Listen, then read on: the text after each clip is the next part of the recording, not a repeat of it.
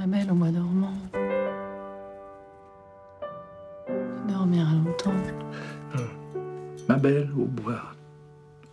au bois dormant, tu dormiras longtemps avant que je ne vienne. Je demande partout, le grand amour c'est où est-elle ma reine? C'est vrai que ce film, on dit que le sujet de ce film ou ce film traite du deuil et de la perte d'un enfant. En fait, c'est pas vrai parce que d'abord on comprend ça petit à petit et ça parle pas de ça. On montre une femme, on montre la vie de cette femme qui s'est un peu arrêtée de vivre, quoi, qui recherche. Qu'est-ce qu'elle recherche? Elle recherche. Je crois qu'elle recherche rien. Je crois qu'elle survit. Et qu'elle s'est arrêtée de... En tout cas, c'est ce qu'on a l'impression, quoi. Elle a arrêté de sentir, quoi. Elle s'est désensibilisée, quoi.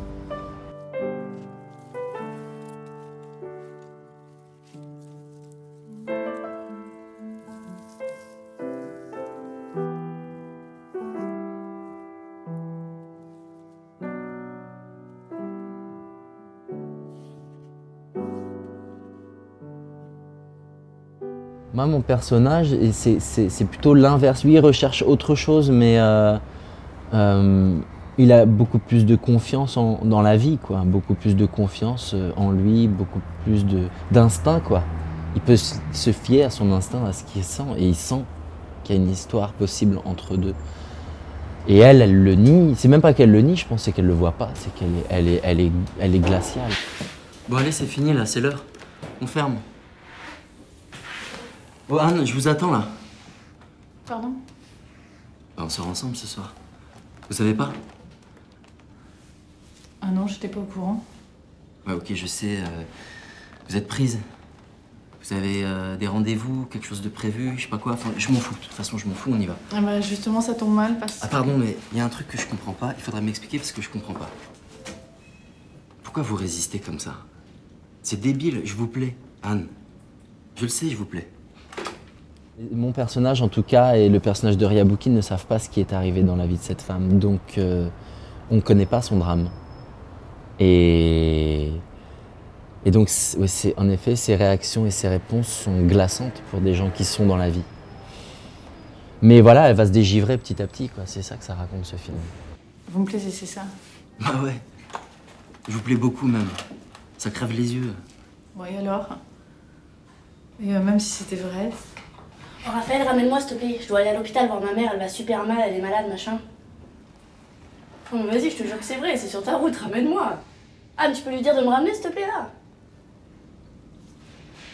Mais oui, il va te ramener, bien sûr. Merci Anne, c'est cool. Merci Rafa, tu m'attends là, je vais juste me changer là. Bien joué, hein. Vraiment, bien joué. C'est un portrait d'une femme.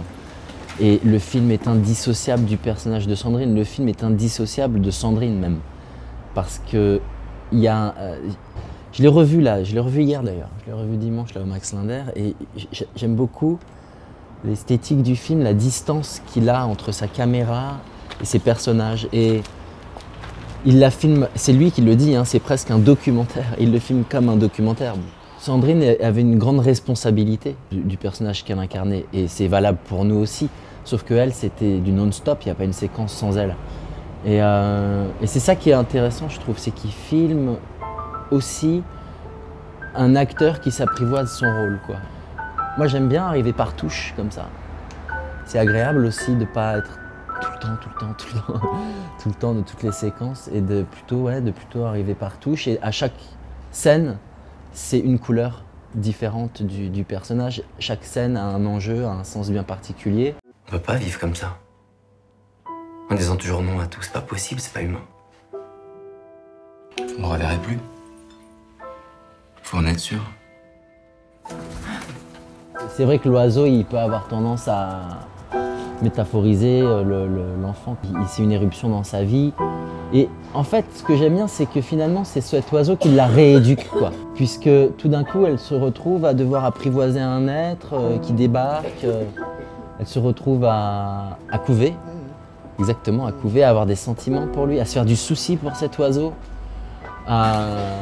Donc elle reconnecte à toutes ces sensations, quoi. C'est quelqu'un qui donne une grande liberté aux acteurs, en fait.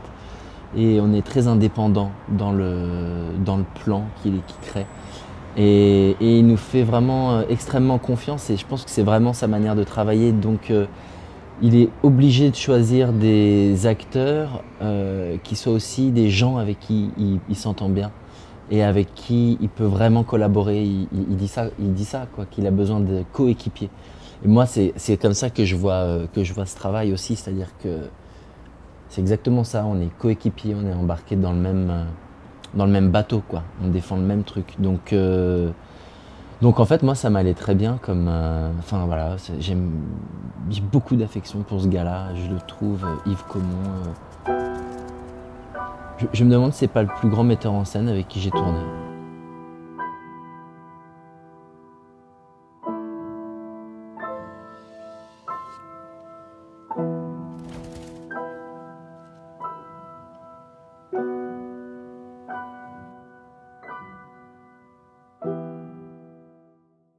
Je crois que ta caméraman est en train de mourir quand même. Oui, mais c'est pas grave. C'est le risque du métier. C'est le risque du métier.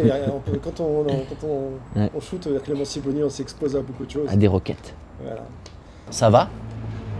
Ça va pas. Hein. Non.